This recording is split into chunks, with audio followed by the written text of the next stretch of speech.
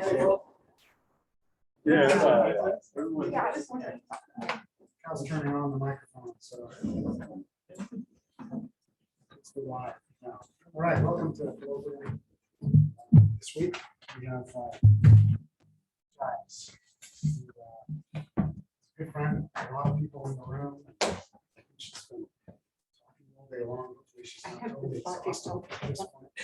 But I'll just tell you a little bit of academic minutia about Kate first, as we usually do. She got her undergraduate degree at the University of Wisconsin in Madison. And she did a master's degree at the University of Iowa. In both places, I think probably focusing on carbonates, because I think it sort of came out of that culture. Carbonate person, Midwestern. Lloyd Midwestern. Dr. Lloyd Cray, yeah. Then she came, she took the risky move of coming to the University of Arizona. Don't think it's not what you would think of as a carbonate person. It was there that was in 1991. Is that right? No, she graduated. That's when I graduated. Only took her- 30 only took years her ago. 12 years. 30 years ago, she was here. So, yeah, so she was here until 1991. In spite of the fact that she was working with Bill, she managed to figure out a carbonate project, which was on a limestone that accumulated in what she ended up interpreting as the back bulge region. That term didn't exist, actually, of the antler foreland basin system, western interior part of the Cordillera. So it was a foreland basin carbonate, basically. And she subsequently went to work for what was then called Exxon Production Research, EPR, which was a research lab. And she was there until 1993, I think. And worked in the carbonate research group. And she has a really funny story. If you want to hear it, I'll let her tell you about it. I never knew that, actually. It's the Smackover story. But in those 2 years, 2 or 3 years that she spent at Exxon, I think it became a transformative experience in terms of her research trajectory, because it's what got her into salt. And that's really what she's done a lot of work on, that very innovative, path-breaking kind of work. And she'll be talking to us hopefully a little bit about that today. Kate has been a keynote and an invited speaker for tons of different fancy conferences and so on. She's a well-known person in the broader field of sedimentary geology, a leader in various societies, subgroups of societies. And she's a GSA fellow, Fulbright scholar, all-around superstar. Holds the endowed chair, I guess it is, at UTEP now. Nelson Chair. The Nelson Chair. She's the director of the Institute for Tectonic Studies there at UTEP as well. So let's give Kate a welcome clap. Wow, Kate, I've never heard you say such nice things about me. Anyway, I'm super happy to be back here and see you all and find out about all the great stuff that you're working on. It was a fantastic thing coming out of U of A, especially tectonics and sedimentation. Normally people don't think of carbonates as giving us a lot on tectonics. They give you everything. I'm not going to say they're better than siliciclastics because I use them both, but they're really, really excellent indicators of tectonic activity.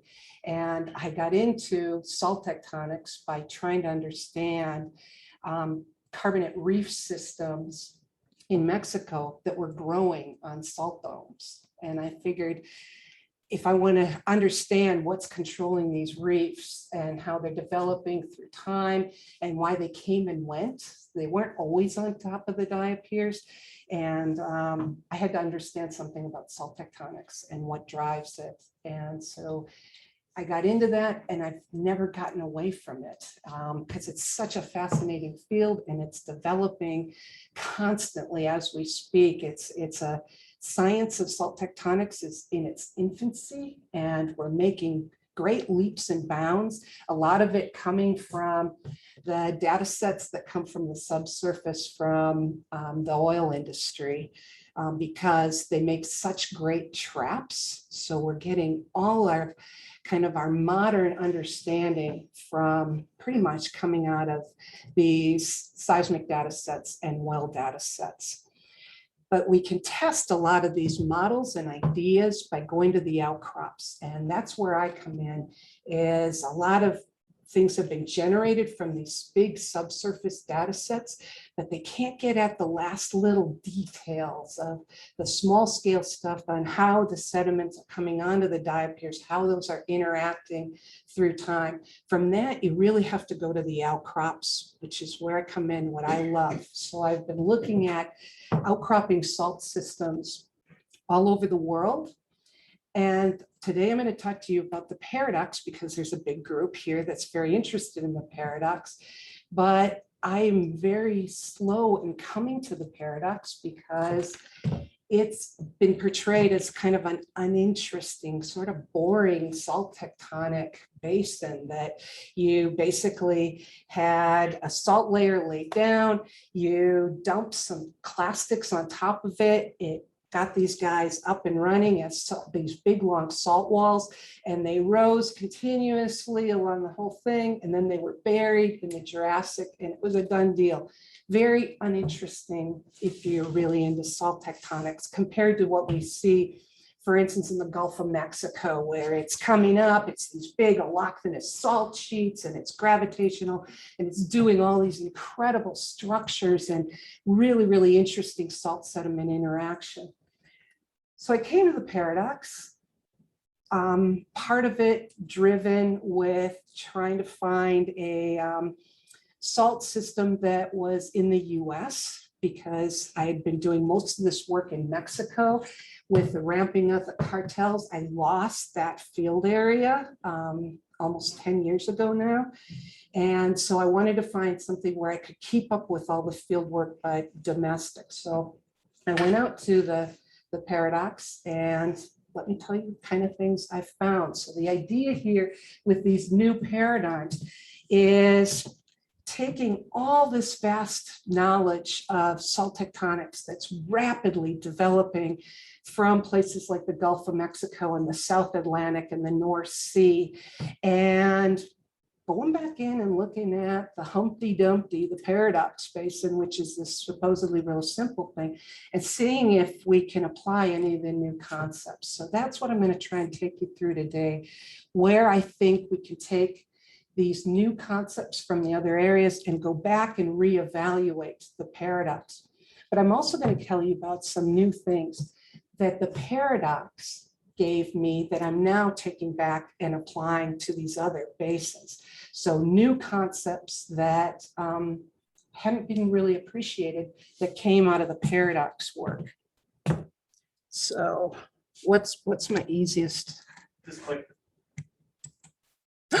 Look, that worked.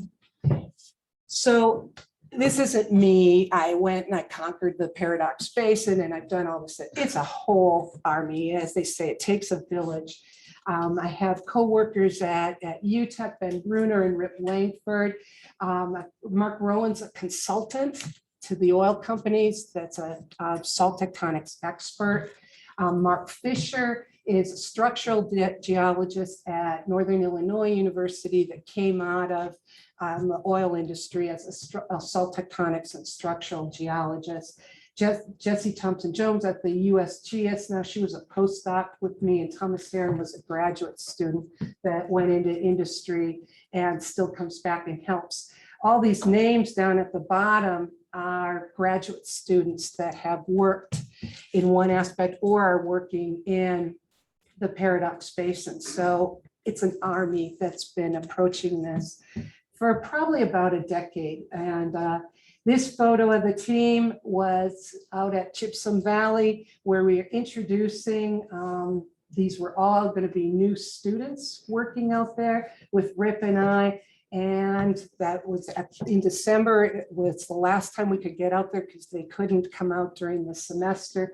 And we thought we could get a little bit in before winter break. Anyway, we were covered in snow. We couldn't see anything really. So we just took pictures of ourselves out there. And anyway, that was terrific. So again, it's a big team. It's supported by an industry-sponsored research consortium whose numbers are dwindling, as you can imagine now, but they still, it couldn't have been possible to get all this data from all our other various field sites and process it and support the students without the company's support. Why do they support it? Because salt tectonic traps are some of the biggest, most prolific in the world, and they're some of the most poorly understood.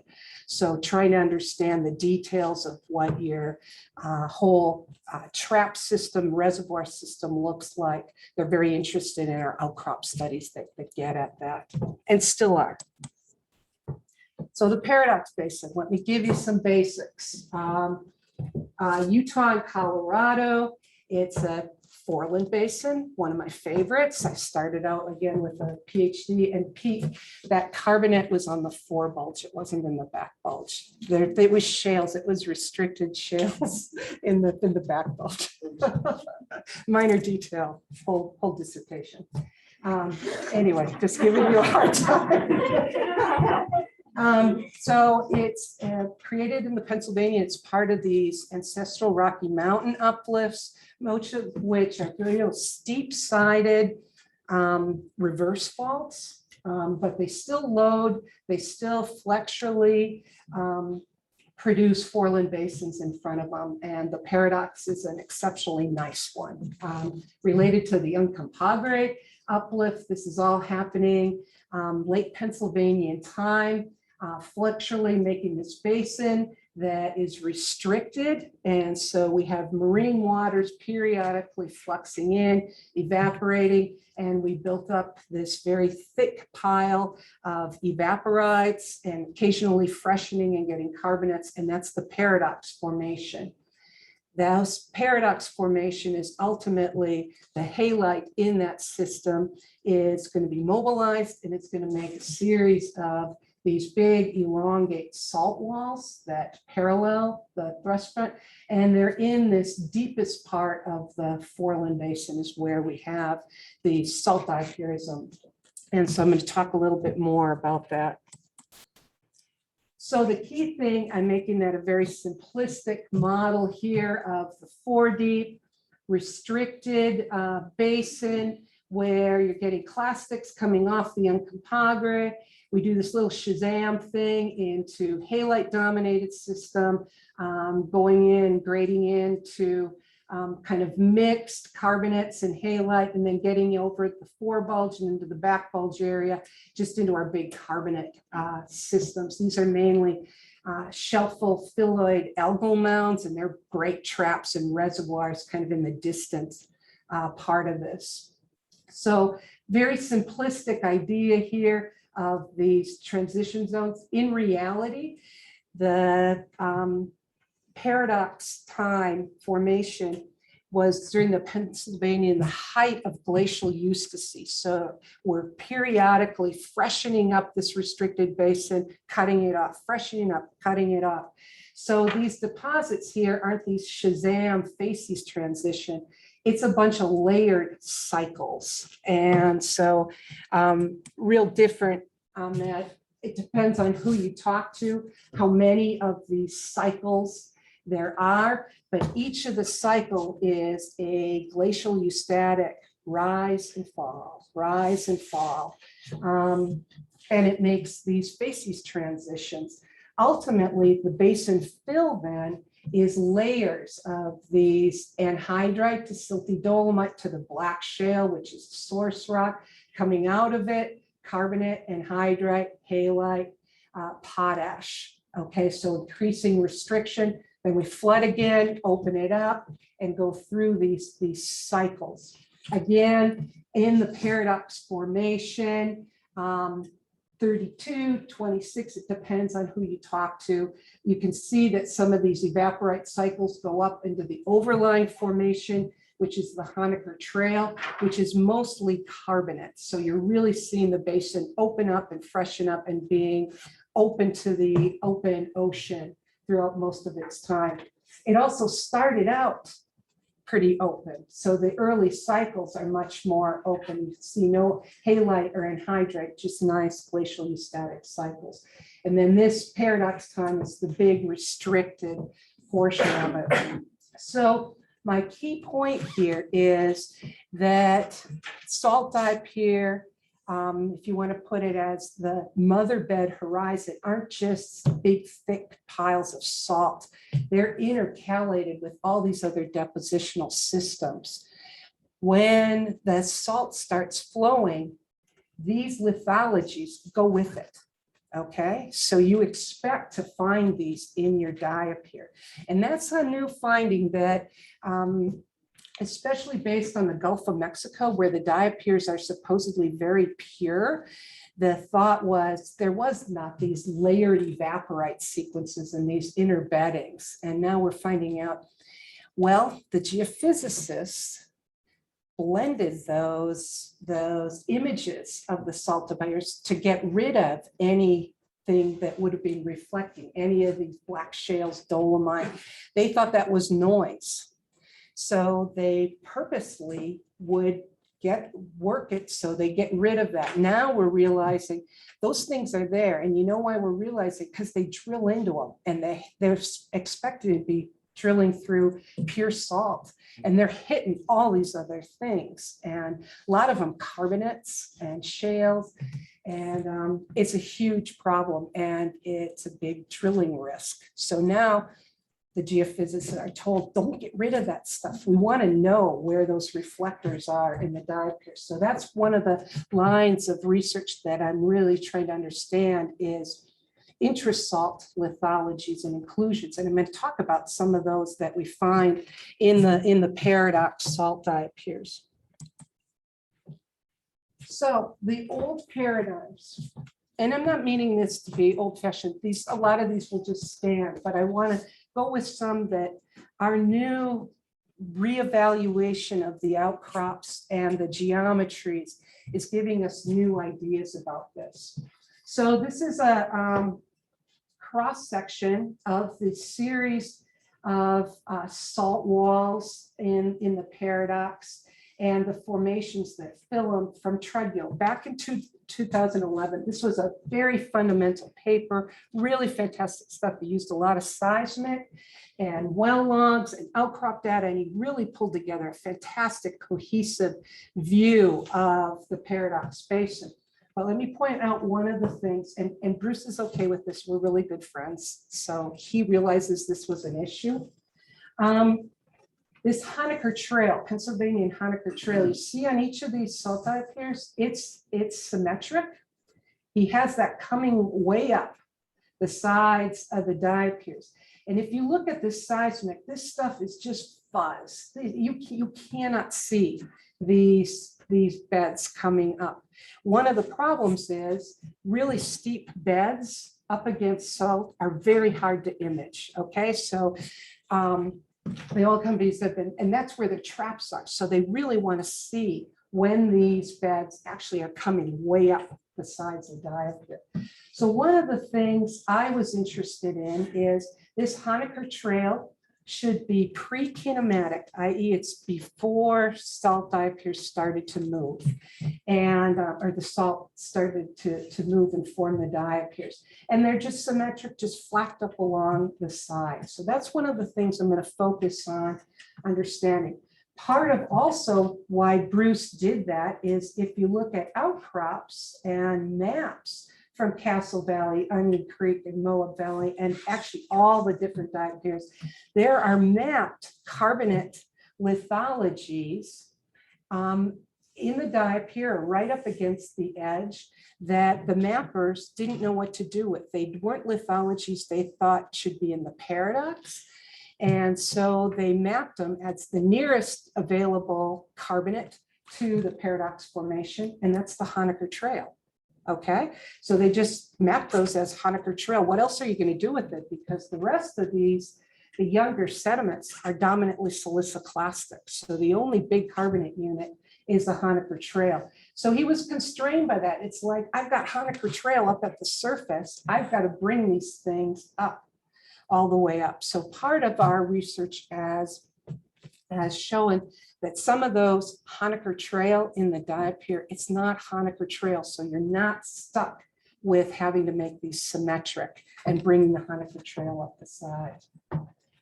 The other aspect is it got started by loading by the Cutler Clastics coming off the Uncompahgre, loading those Paradox halite dominated and basically expulsing the halite from beneath it and pushing it up and having it flow up into the salt walls. Okay, so that passive rise is going through to the lower Jurassic, and there's this formation, the Morrison, that we think the Diapiers were all dead by then. The Morrison just comes over the top, it's over. So that passive rise has ended, and that happened really quickly. The Morrison comes in and it all shuts down. Then we bring the Cretaceous over the top, and it's this just blanket of Manco shale, big thick shale, multi-kilometer thick, that blankets the whole system uniformly. And that was enough to bury the source rocks of the Paradox Formation. And so it would be a generation of oil from there in the Cretaceous once you got that burial. And then in the Cenozoic, you denude it, you get uplift, and you get dissolution, breaching of all the overburden, and that roof overburden just collapses on normal faults and opens up, and we breach. Was extension related to that breaching and dissolution, or is it just dissolution, or is it both? Jury's out on that. Okay, so that gets hotly debated. So let's start with initiation. Everybody's pretty comfortable. I'm not, but I'm not going to get into that here. But that the Permian Cutler group came from the Uncompahgre, loaded that salt layer, and basically that differential overburden, thicks versus areas where there wasn't a lot of overburden, drove the salt from the areas of these thicks up into the areas where there wasn't, because there was lower pressure. And that's how you start the Diapier. And it's been long recognized that those big salt walls are over basement steps. Not every single one, and not perfectly, but pretty darn good. Okay, so we realize there's these basement steps. It seemed a logical place. We get this loading upward, and then you're going to come through and make these passive Diapiers are going to break through and continue rising. Like I said, to the Jurassic, the Morrison is going to cover them. Why did they stop? The thought is that you ground out the source of salt in the mini basins, and we call that a weld, when basically all the salt is gone there and you get rock on rock. So the mini basin sediments are now overlying the basin, and there's not a way for the salt to keep feeding that Diapier. It doesn't have a source of salt, it stops growing. Okay, so that's the thought, that basically you're going to cut that off. When you passively rise, you have very distinct geometries next to the Diapier. They're not shown on this diagram very well, but basically you get tight upturn and thinning onto the Diapier, and that's been recognized forever. It does it in the Paradox beautifully. These units, Cutler and younger, up to the Jurassic thin and upturn onto the Diapier as the hallmark of passive Diaprism. So let me show you a little bit what that looks like. This is actually from the Brazilian margin offshore, nice mini basin loading, that salt's coming from here and it's coming up and feeding this passive Diapier. How do I know it's passive? Look at all these mini basin strata. They thin and upturn onto the Diapier. That's the hallmark of passive Diapism. Notice also it has a roof of sediment over it. This roof is eventually, if this keeps rising, is going to be extended a little bit and drape fold rotated off to the side. And it's going to then make these upturned beds, just like you see here. And here's an image. I love this image from the Gulf of Mexico of a passive diapier right at the surface. And you can see these strata are thinned and upturned. You can see they're faulted. They're starting to get pulled apart as this diapier rise. And basically that's the roof is being drape folded off the crest of the diapier. And so what happens is you get unconformities developed on these packages, and they become angular because these strata, which were once over the top, are being folded off to the side, and they're now dipping. And so you bring the truncation of unconformities across here, and the next beds are going to come over an angular unconformity, and they define these packages we call halokinetic sequences.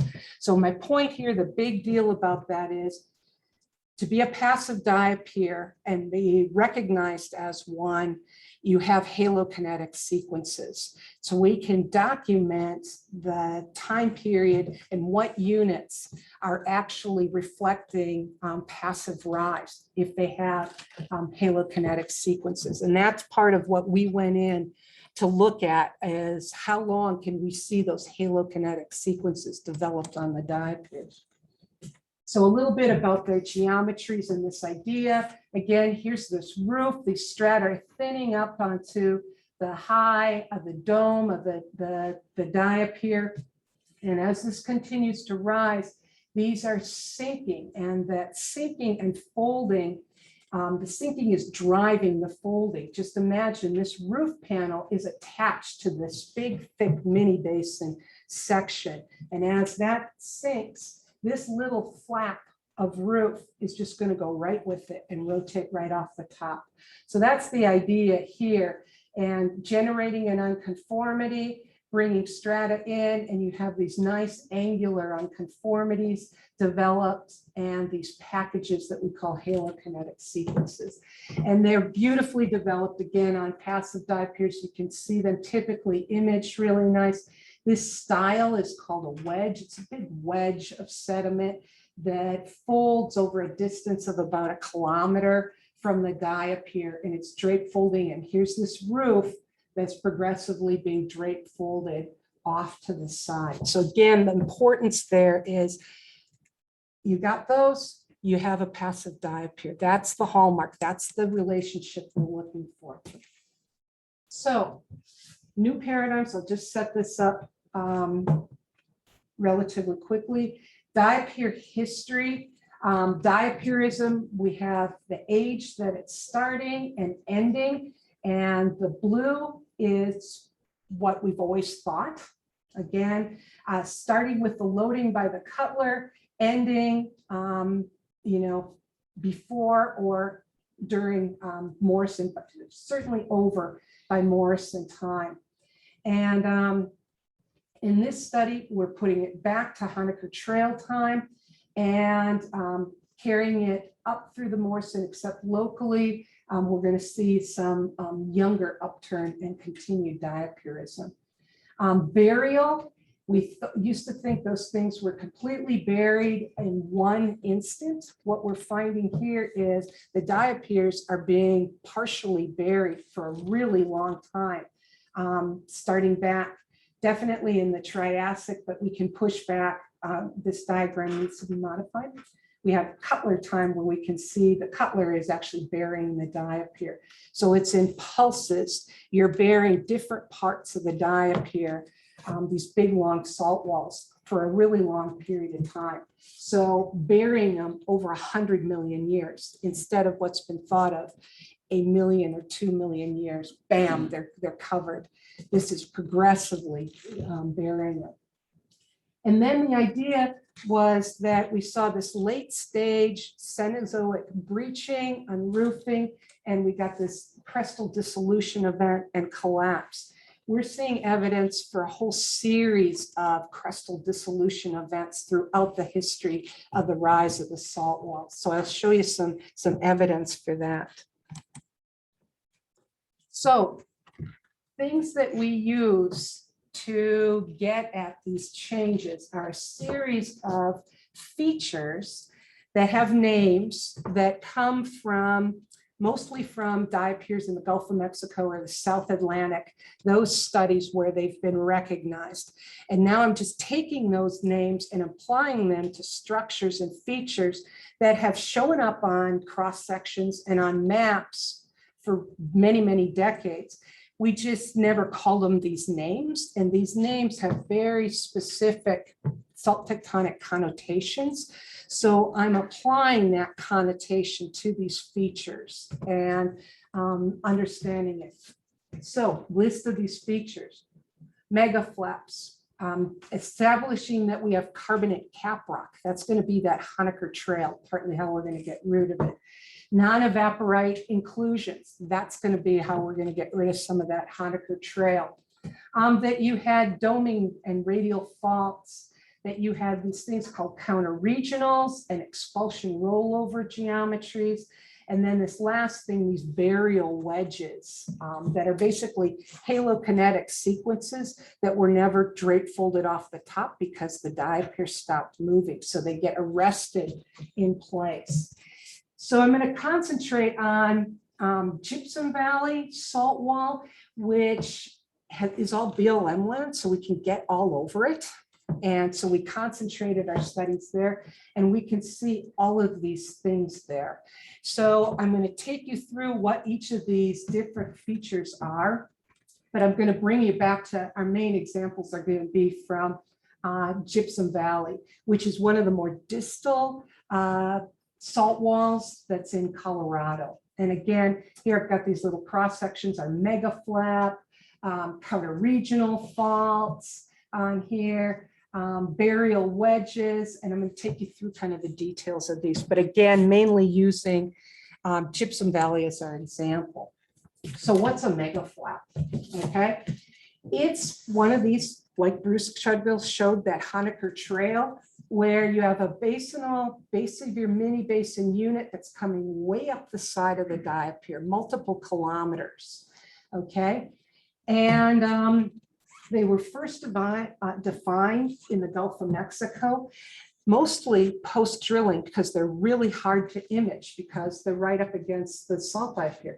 So this is an image from a salt system, big allochthonous sheet, where the salts come out and kind of flowed laterally. And you can see that's pretty much fuzz in there, but that's the interest of their trap.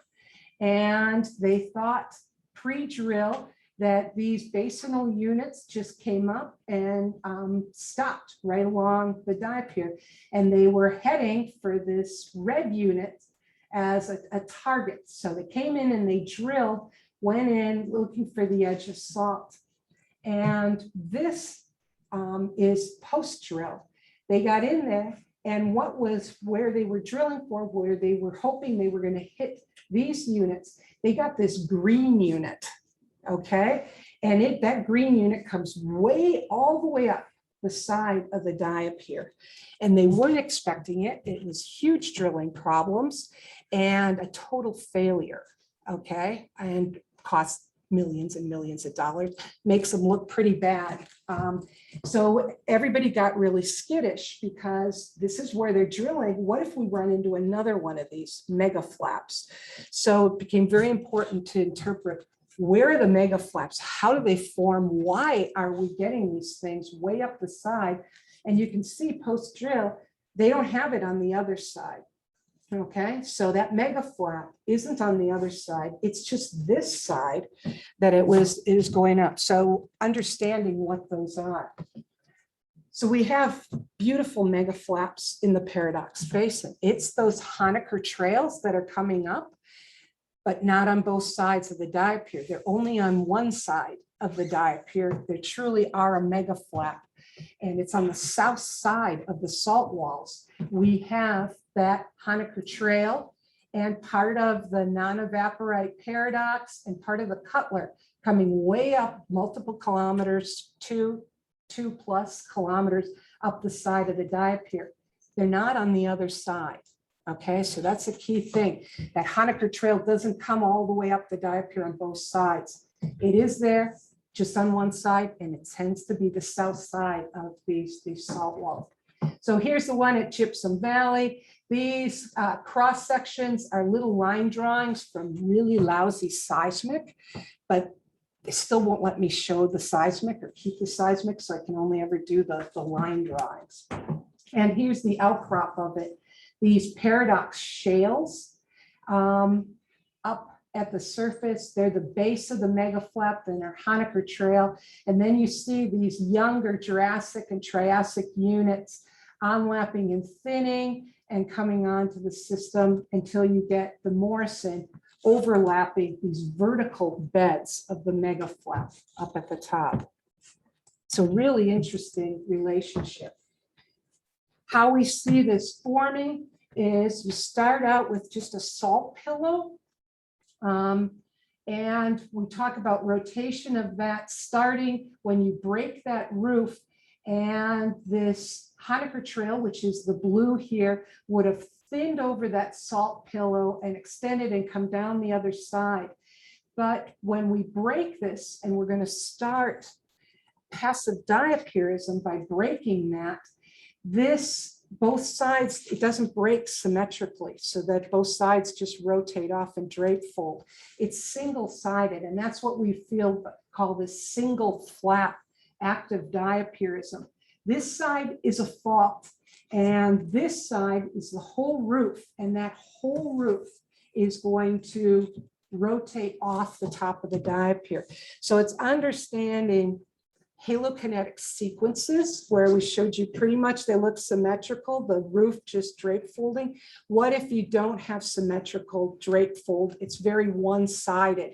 You end up with a megaflap. So it's not surprising they're only on one side of the diapir because the other side of the roof is fault bound, okay? And so the whole roof is going to one side of the diapir.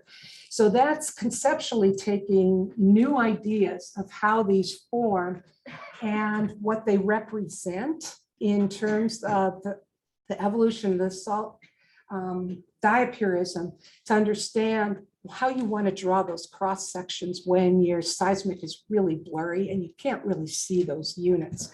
So we don't expect the Honaker Trail to come 2 kilometers on both sides of the diapir. It'd be really hard to do that because it was the roof over the diapir. You're not going to, unless you shortened it, okay? So getting back to that reinterpretation of these dreaded little blocks of Honaker Trail. So here we are at Salt Valley diapir, and these purple blobs are mapped as basically carbonates or related to the lithophases related to the Honaker Trail, and they're up at the top, they're in the diapir. Worse yet, at Gypsum Valley, we had Honaker Trail down here in the blue, but these pink splotches all along here were mapped as Honaker Trail. And so everybody thought Honaker Trail comes way up the side of the diapir, it's symmetrical.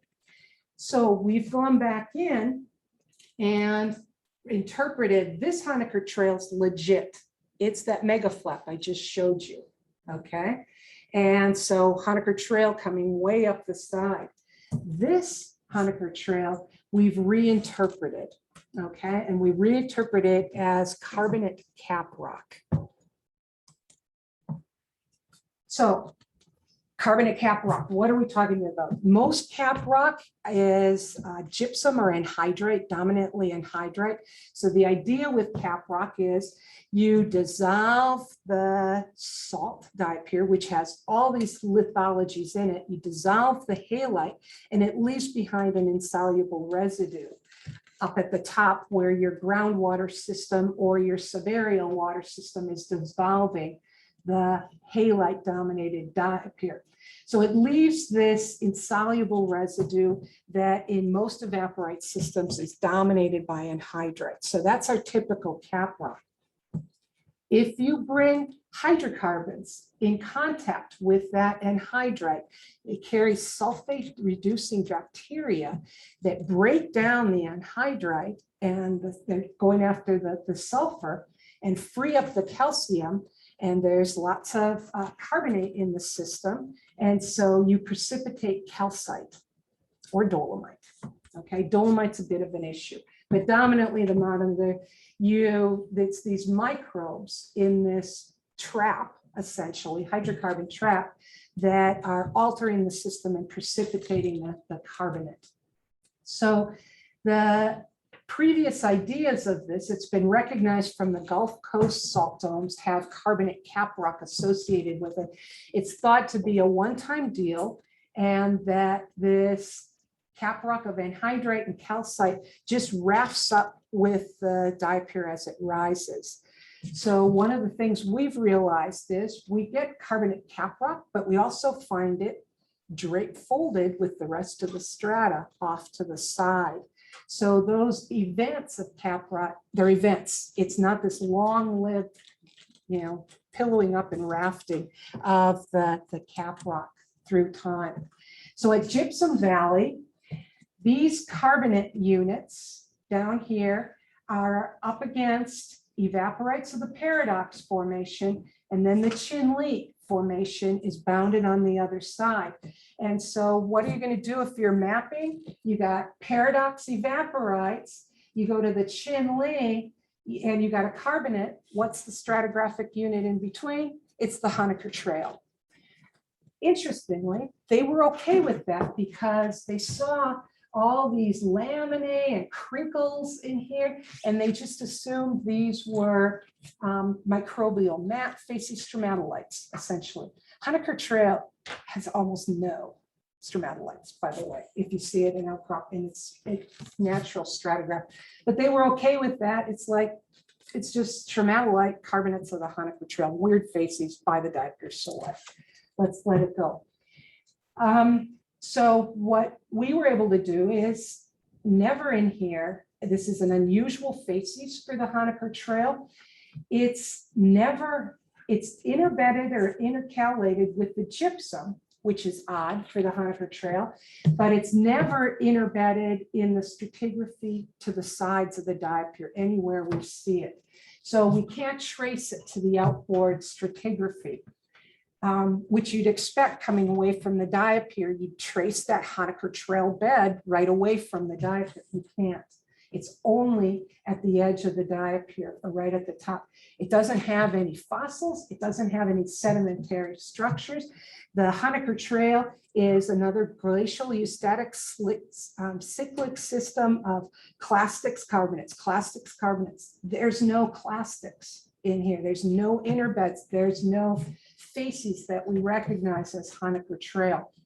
And then the last part of it, the light stable oxygen and carbon isotopes are now recognized that they're more consistent with carbonate cap rock. So we've reinterpreted this as alteration of the gypsum cap rock by sulfate reducing bacteria to form carbonate.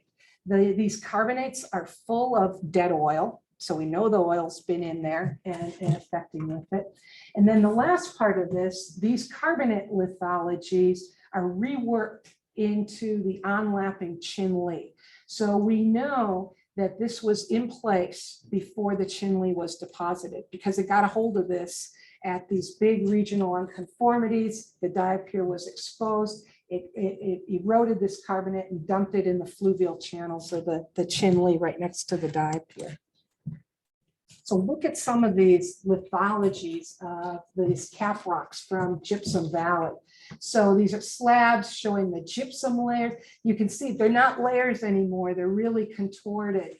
The calcite layers, we call it zebra limestone, these inner layers of calcite with different morphologies. We have breccias. So this isn't just a uniform lithology. We've got all different kinds of things. We don't understand all of these. We're working on geochemically, how do they form? What do they represent? What do they tell us? But the beautiful thing about these cap rock carbonates is they're archives of fluid flow, and they contain the history of every fluid that's ever come up and come into contact with it. And we just need to sort that out. How does it develop these these different lithologies. Here's some of these recycled dolomites. So you can see some of the facies of the cap rock are homogeneous dolomite. Some of them are laminated. I'm focusing on the dolomites because they're nice tan, and against the red of the Chinley or the Cutler where we find these, or the Wingate, they really stand out. So they're no brainers. But there's a bunch of other cap rock lithologies that are in here. You just have to go looking for them. They're not as blatant as these. Key thing is, it tells you that was in place and had formed in Triassic time. It was in place, and that the Chinley eroded it. It also has dead oil in the clast. So we know the oil was already there and forming a trap in Chinley time, prior to Chinley. So the other Honaker Trail clasts, I'm calling them clast inclusions, we think are derived from lithologies that were interbedded in that LES of the Paradox Formation. So those are called Diaper Inclusions. That's an open term because there's a lot of different ways you can get non-evaporite lithologies in a diapier, but a diapier that hasn't flowed out laterally or gone allochthonous, pretty much the only way is it's coming from that layered evaporite that the salt originally came from. So the cool thing about inclusions, and you can see here, you've got all these reflectors. Those are stuff that is not halite. That's why it's making you a reflector. A lot of it is, most of these, this is coming from the Santos Basin. These are other evaporite minerals. They just make reflectors, but you can see how in the salt horizon, the LES, layered evaporite sequence, there's all these layers. They're getting all contorted. They're getting folded. They're getting pulled apart and boudined, and they're going to be carried up along with that salt where it's starting to go. This one I show you because it's not out of place yet. It doesn't have diapiers, but you can see how much disruption is already in that, what would be the Paradox Formation below all these units where it hasn't started to go diapiric yet. So a lot of disruption in that. So in Salt Valley, Don Rasmussen and Scott Ritter came out and looked at some of these in bits of what are supposed to be Honaker Trail. And they are conglomerates and black shales. Oh, I've got this measured section, imagine that. Big conglomerate layer with carbonate clast conglomerate, not a lithology we think of in the Honaker Trail. It's got some of the black shales, and a lot of siliciclastics. And Scott Ritter came and took samples from the carbonate units, the black shales, and the carbonate clast conglomerates, and he ran it for conodonts. And this is such a cool story what he got out of here. The black shales and the limestones have Pennsylvanian paradox conodonts, great, but the carbonate clasts are full of Mississippian conodonts. So their idea was that, oh, this is alluvial fans coming off of the Uncompahgre, unroofing the Mississippian carbonates off of there and depositing them into the Paradox Salt Basin. And then the Paradox Salt just pulls it out.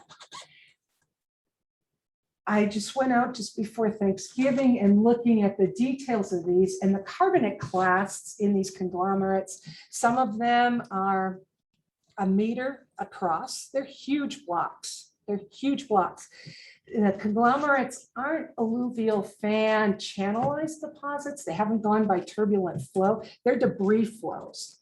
And they look like subaqueous debris flows. And carbonate clasts in the subaerial setting don't transport anywhere. They're broken down. They weather immediately, both mechanically and chemically. So it's really hard to transport from the Uncompahgre through this alluvial fan, thought, 20 kilometers, and then get it out into the salt basin. So one of the ideas we're working with is what if they are derived from the Mississippian, the conodonts are, they came from the Mississippian, but not from the Uncompahgre uplifted Mississippian and on roof. What if they came from the basement step? Okay, it has a Mississippian section. It's nice on the seismic. Everybody can see the Mississippian and Devonian section that's over the igneous and metamorphic basement. And so what if you had activity paradox time on these faults? And basically you're just eroding it right from here. And these are subaqueous debris flows. They're not going very far. They're going right into the halite pond, which is relatively deep water during paradox time, and just getting deposited and intercalated right with the halite. So when you go diapirism, that thing just goes right up with the diaper, and it's ending up as these inclusions at the surface. So we're just working on that now. I have a student, why we were going out there, to have a look at these inclusions.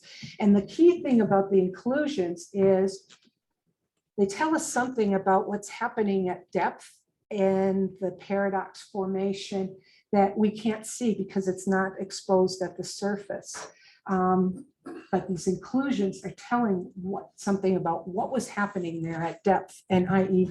we may have had little local alluvial fans coming off these basement steps. Tells us something about timing of that offset. Right now we know it's post-Mississippian because the Mississippian sections are offset, but then you get lost in the salt. Did the salt show growth across that fault, or did the salt just flow into that? You can't do anything with the salt on the seismic and getting at that history, but maybe these inclusions can help us get at that history that we didn't know So before. if you did that though, wouldn't it'd have to be at the very basal part of the paradox in your cycle sequence? I don't once you know. got into cycle 15 or something. You know? I don't know. Oops. Oh, sorry. You can use the arrows on the keyboard. Let's go to the left. There you go. So I don't know. This is all new idea. I don't know, where would it come out? Where would it be? Where would you be? What cycle would you be in at these? I don't know. We don't know anything about the inclusions. We're just recognizing their inclusions and that they probably came from the LES. And there's tons of them in the paradox that we just don't talk about. They're in this sea of gypsum. So there's these beautiful things that look like prodeltaic intercalated shale and sandstone that are in the paradox. They had to be inclusions. Where'd those come from? I don't know where they are in the sequence, but maybe the conodonts could help you get at that by dating what part of the paradox formation. I don't know if it's good enough, but maybe we have other dating methods we can get at that to see what cycle they would have been coming from age-wise. Yet to come, needs to be done. Okay. So next, feature counter-regional faults. These are syndepositional normal faults. They tend to be listric. And this name counter-regional just comes from the dip of that listric fault is back towards the source of sediment. Okay, so this term comes from the Gulf of Mexico. So these are listric normal faults. They have tons of listric normal faults that are going down dip into the basin, but then they have these ones they refer to as counter-regional. They're going back up, facing towards the up dip direction. So it's a little odd to use it in the Paradox Basin because the depositional dip of the flexural basin is deeping towards the Uncompahgre, but the sediment source is coming from it. So these are listric normal faults that are dipping back towards the Uncompahgre uplift, towards the source of sediment, even though the basement dip and basinal is going down. So I know that's an awkward thing, but we're just trying to apply the concept of what we would talk about these faults. So the key thing about them is they're syndepositional. So the hanging wall, as this rotated down, thickens in. And here you can see we got a canyon into this. You can imagine that as being a depot thick. And so that's going to keep rotating down here. And so you see thinning at the rollover part of the system and then thickening into that fault. So we get anomalously thick sections of our units during growth of these. As you come back on the footwall side, and that same unit is much, much thinner. So huge thickening into these. And we recognize the faults that we're calling counter-regionals have been mapped for decades, but the nature of them, that they're these thickening into this counter-regional system and rotation, has not been discussed. And what is the origin? So counter-regionals can form either by extension, simple extensional fault. In the Gulf of Mexico, a lot of it's related to gravitational extension, or they can be by expulsion, loading of the sediments and driving that down, and you expulse the salt along that. So typically in salt systems where you have counter-regionals, those counter-regional faults come into salt diapirs. Okay, and that's what happens in the paradox. Our counter-regionals step off maybe 5 kilometers from the salt wall, and then they come in, and that geometry of thickening goes right up against the salt. And so we just call that a counter-regional geometry. So going over to into the paradox at Gypsum Valley, we got a counter-regional. I'm sorry, it's not extended off the end. It goes another couple kilometers and one off this other end. Listric going here, nice seismic across that. You can see the salt wall is still there. Okay, and the salt tectonics people will not let you put a fault at the interface between the salt and the sediments. It's not allowed. Okay, I'm not even going to go there with you about why. Where you can see is above it in the roof, you got a fault, and that's a counter-regional fault continuing to fault that roof strata, and that you can imagine this hanging wall is going to rotate down and eventually end up on the side of the salt wall. Okay, so we have that counter-regional geometry with the counter-regional fault in the roof and extending off the ends to where the salt goes away. That counter-regional geometry, where you thicken into the fault or thicken into the salt, can be generated, as I said, as extension or by loading. When it's by loading, we call it expulsion rollover structures. And again, these come from the Gulf of Mexico and the subsurface. So the idea is you progressively load. So this is from Bruce Treadwell again. These Permian 1, 2, 3, this is the Cutler Formation, and that just means these are all Permian. And you see this progressive loading of the salt, and you see it stepping. The idea is it loaded here, it expulsed the salt. It prograded and loaded here, expulsed the salt up into the salt wall. So that's why they're called expulsion rollover. It's expulsing the salt up to the point where this drops down and you weld it. And so there's no feeder anymore on this 2D cross section of the salt from the paradox to the salt wall. And it's going to stop then the rise of the salt wall. Oh, I lost a bunch of cross sections, but that's okay. I had cross sections across all the salt walls, and I wanted to show you these counter-regional geometries.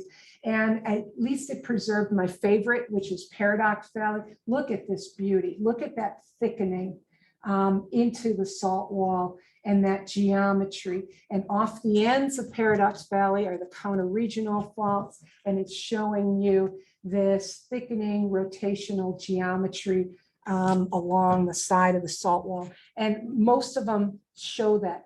The key thing is they're on the north side of the salt walls, opposite from the mega flaps. Okay, so we got another one here at Gypsum Valley. See that thickening up against it? This is again in the Cutler Formation, later in the Cutler Formation. And the opposite side is a mega flap. Oh, there they are.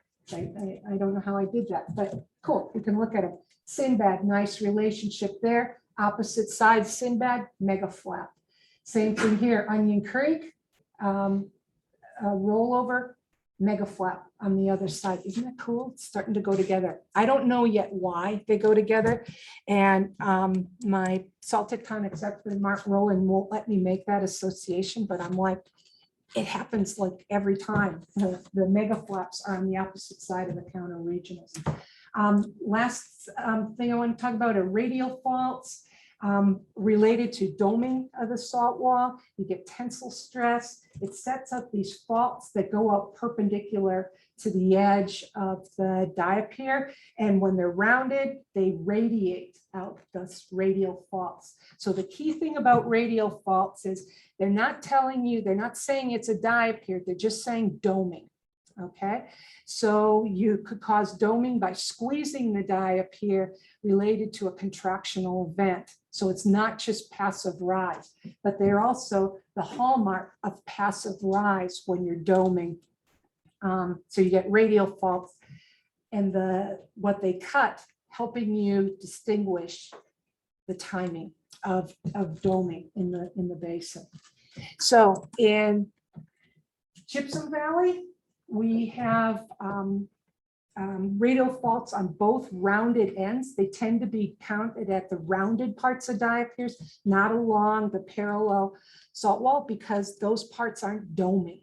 It's the ends that are doming, the rounded ends. So you see in the Paradox, the radial faults are all concentrated there. So in red, I know it's tough to see it against his pink background, but we have our big counter regional coming off on the north side of the system, and then a series of radial faults, and that radial faults truncating the mega flap on the south side. And here's what it looks like in cross section. Here's these radial faults coming out and truncating the mega flap, and you have the big counter regional on the north side. So the key thing, the radial faults at the different ends of the diapier cut different age strata. So they don't extend out very far from the edge of the diapier. They're less than 2 kilometers, they come out. They're again at the terminations where you're doming. On the southeast end, we have the greatest amount of throw, and it cuts Pennsylvanian through base Cretaceous strata. So all it's telling us is that doming at the south end continues up to the base of the Cretaceous.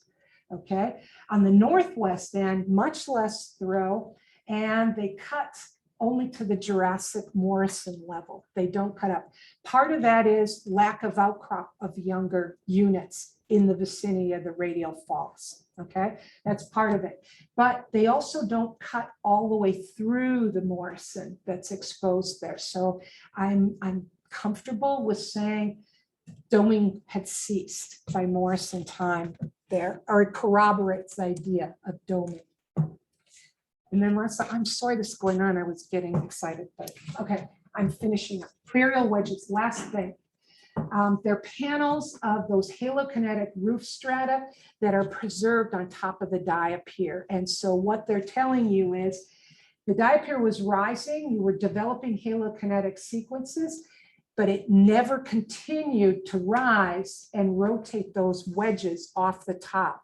So they're preserved in place. And so it's telling you that's the waning stage of diapirism at that point on the diapier, and then it's buried, and that's why they're preserved. If it continued to rise, this should have been drape folded off the side and be part of our halokinetic sequences on the margin.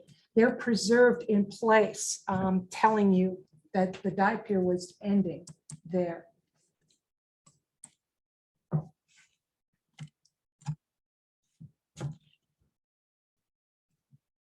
Okay, so going back to Gypsum Valley, our favorite one first recognized is the Chimney Wedge, and it's along this margin, and it's preserved in place. It's over our Carbonate Cap Rock, which is this pink here. And you see the halokinetic sequences of the Chimney thinning up onto the diapier that would have formerly been a diapier kai like this with the units thinning. They've now been folded down into the diapier. So the key is that's a burial wedge. It didn't drape fold up. It was trying to. If this had continued rising, this panel would have been rotated off to the side. Not only did it get stuck there, but you had dissolution, we believe, or migration of the underlying salt. And so this hinge of system dropped down and folded into the diapier. So this is a dominant structural style at the edges of all these salt diapiers, is this folding, infolding and downfolding of the burial wedges.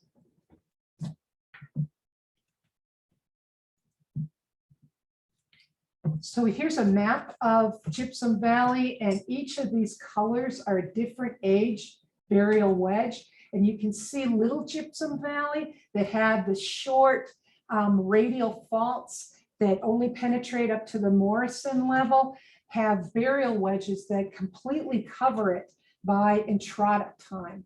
Okay, so in the Jurassic.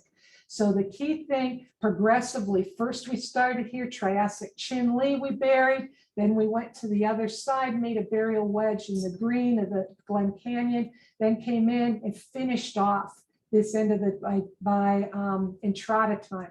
Big Gypsum Valley, different story. We have beautiful halokinetic sequences in the Chimney and younger strata here. They're overlapped by a Morrison burial wedge right at the edge. So it tells us this northern end of the diapier stopped growing and the southern end continued to rise, halokinetically form. The radial faults continue into much younger strata, telling you the doming's there, and the burial wedge are much younger.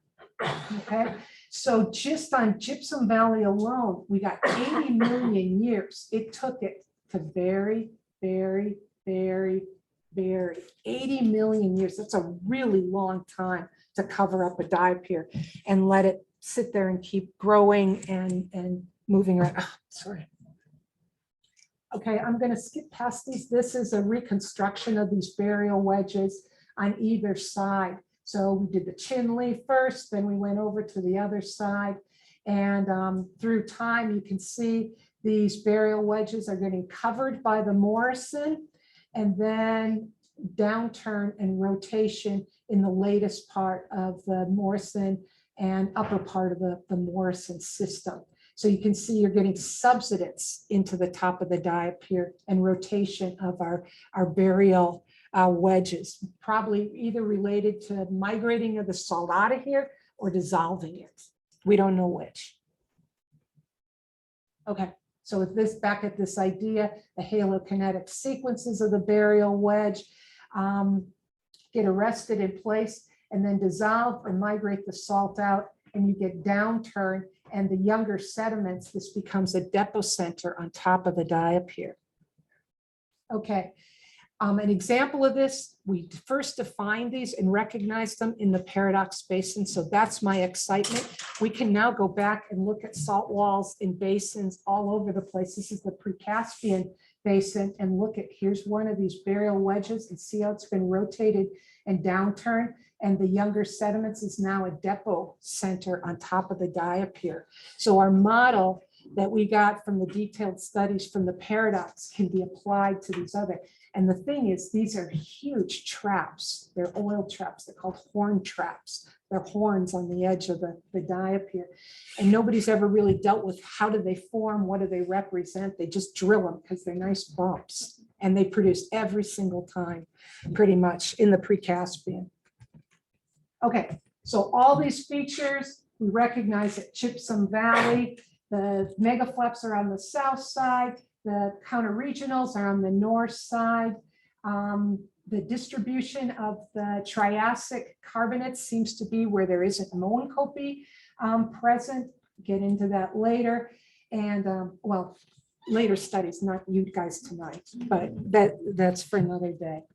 And here's a map with all the Paradox salt walls showing you these features. So here's our yellow mega flaps on the south side, our red counter regionals on the north side, our radial faults off the ends. Notice that a lot of these don't have radial faults expressed at the surface. And part of that might be we're just not seeing those, the units that were doming actually still preserved at the surface. So that new paradigms, that new history that I showed you first, the Honecker Trail isn't these symmetrical panels coming far up their eyes. We've reinterpreted that. Yes, there's panels that come up on the south side sometimes. That it took a long time to bury these diapirs. It took 80 million years plus. So places like Onion Creek, over 100 million years to bury Onion Creek. And that it wasn't just one crustal event that collapsed along normal faults. We've had this dissolution causing that downfolding. That's been going on with those burial wedges all the time for 100 million years. You've been dissolving that. We think it's dissolution, not just migration of the salt, because the wedges are always underlain by anhydrite cap rock. Sorry, I went over. I am sorry. I get excited about this stuff, you can tell, and I can go on and on.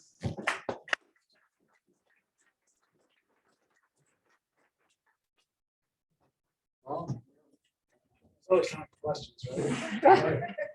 Sorry, everybody just wants to Anybody get going. wants to leave, why don't we take a break and let people scatter? People who would like to stay for questions.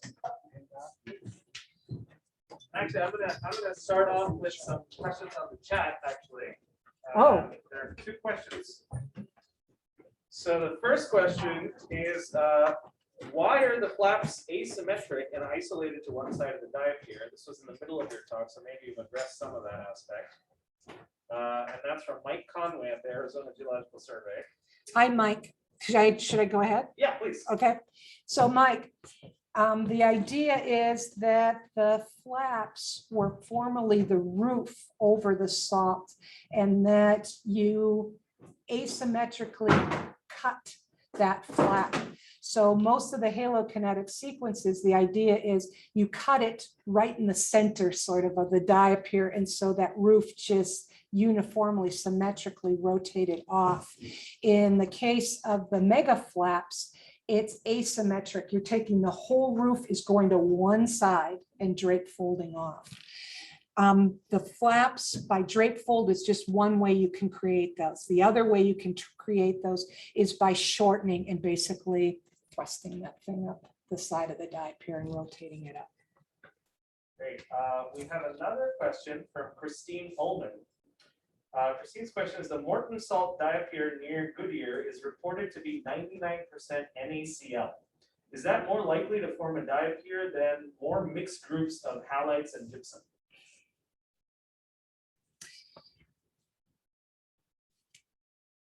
Yes, I would think it is, but what we're finding is that the original layered evaporite sequences were just that. They had a lot of other stuff. The Gulf of Mexico is thought to be very pure salt as well. And the process of, was that depositionally very pure?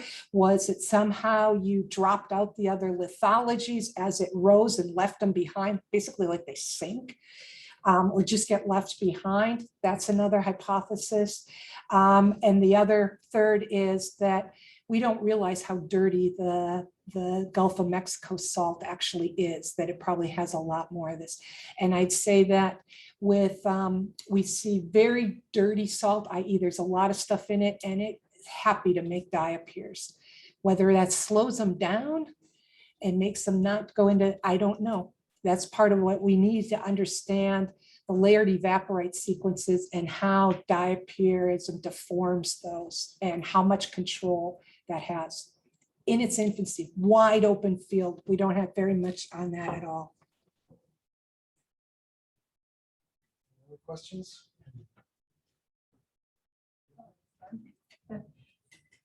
So if could answer that question. I was really intrigued by what sounds like your hypothesis that salt dissolution could have been happening kind of all along, versus my conceptual model is that it happened most recently. Yep, with denudation. that would be And so what I'm everybody's. wondering, and so maybe I need to change my conceptual model. So what I'm wondering is, do you have any evidence that salt dissolution increased in the last 10 million years, or do you see kind of steady evidence of steady salt dissolution all along? I think that's what we have to work on. So for me, you can demonstrate in the field that those burial wedges are underlain by gypsum. That was cap rock that is layered and parallel to the overlying strata. So that's the cap rock that was there when the Chimney burial wedge came over. And that we know because it also has the carbonate. So not all of them have carbonate, but all of those burial wedges have anhydrite cap rock under it. And so if you dissolve that in, 10,000 years ago, 100,000 years ago, those burial wedges would have all collapsed to generate that cap rock. That cap rock is holding them up. They're there. They were deposited, I believe, on that cap rock. So that dissolutional cap rock was Triassic age, Jurassic age, where each of those burial wedges had its cap rock, and it's still preserved there. That's my evidence for it, because if it's all late stage, how are you going to have those guys? They would collapse. They'd be all collapsed, and they're not. Yeah. Wonderful talk. Sorry, it went on. Like I said, I get excited. I'd like to better understand the mechanics of the asymmetry of the megaflaps and the counter regionals, and whether or not the dip of the basement faults that are associated with the steps have anything to do with it. Go for it. I don't think anybody knows. I don't think anybody's done anything with them. So usually that salt layer is a disconnect between the overburden and the basement. Yeah. And that's traditionally how it's detailed. What's ever happening in the overburden can have no bearing on what's happening in the basement. But the very initiation, let's call it the nucleus, or where the salt wall ascent takes place, could the asymmetry be set up that early? I think it is. And this is where we talked a little bit about, I was wondering if there is any extensional tectonics involved, and the extension being driven gravitationally by the salt on the incline of the flexural basement. And that it's basically flowing down hill, and you could set up the counter regionals related to that gravitational, and they could be easily sited right at those basement steps, so that there maybe isn't a disconnect. And they're starting to see now with the gravitational stuff in the Gulf of Mexico, when that salt slides over basement steps, it creates all kinds of basins in the overlying, they're called ramp syncline basins. So as the salt goes over that, it gets these subsidence zones at those basement steps. And what's really cool is that basin translates with the salt. So those ramp syncline, so the ramp is that basement step. As it's coming over there, it ends up, they find some of these that are 50 kilometers from what they think was the basement step, because that thing just keeps sliding, and it's the overburden detached on the salt, and it just carries it with it. But it was generated. So some of these, they're now seeing these little, I call them a trail of tears. It's these ramp syncline basins that you can follow all the way back, and they can date the fill of the sink. It's carrying a memory. It's carrying a memory, and they get, as you go back up dip towards the basement step, they get younger and younger and younger. And it's, I call it the trail of tears. It could be happy tears, I guess, but. So are those the radial faults coming off that petroglyph from the top? The horns. The horns. I don't know what they were thinking. We were like, these are Martians dropped into Gypsum Valley. This is in Gypsum Valley, and really excited about all it could offer. No Well, I think idea. we These should- are really old. We should give Kate a break now.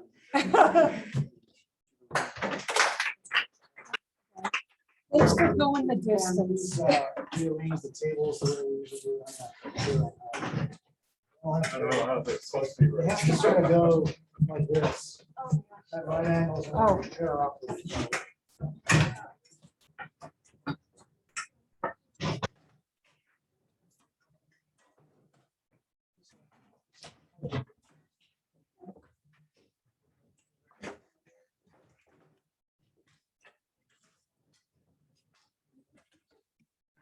See, that's.